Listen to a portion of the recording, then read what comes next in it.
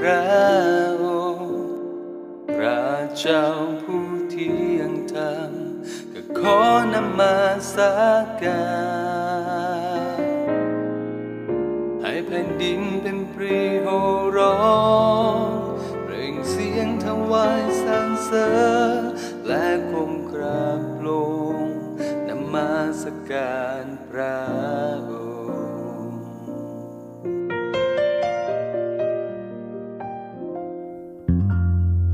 พระสิริเป็นของพระองค์พระเจ้าผู้เที่ยงธรรมขอนมัสการให้แผ่นดินเป็นปรีโห่ร้องเปล่งเสียงถวายสรรเสริญและก้มกราบลงนมัสการพระองค์ข้าขอนมัสการด้วยจิตวิญญาณและความจริงเพราะพระองค์คือทั้งสิ่งที่หัวใจข้าต้องการข้าขอถวายวิญญาณจะมอบหวังชีวิตแทนพระบาทพระเจ้าของข้าราชาแห่งดวงใจ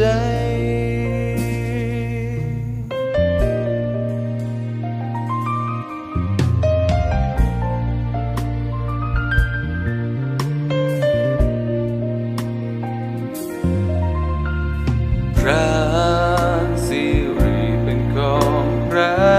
องค์พระเจ้าผู้เที่ยงธรรมก็ขอนมัสการให้แผ่นดินเป็นปรีโห่ร้อ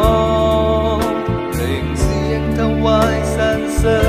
ญและก้มกราบลงนมัสการพระองค์ข้าจะนมัสการด้วยจิตวิญญาณและความจริงเพราะพระองค์คือทั้งสิ่งที่หัวใจข้าต้องการข้าขอถวายวิญญาณจะมอบหวังชีวิตตามพระบาทพระเจ้าของข้าราชาแห่งดวงใจข้าจะนมัสการด้วยจิตวิญญาณและความจริงเพราะพระองค์คือทั้งสิ่งที่หัวใจข้าต้องการข้าจะถวายวิญญาณจะมอบหวังชีวิตแทนพระบาทพระเจ้าของข้าราชาแห่งด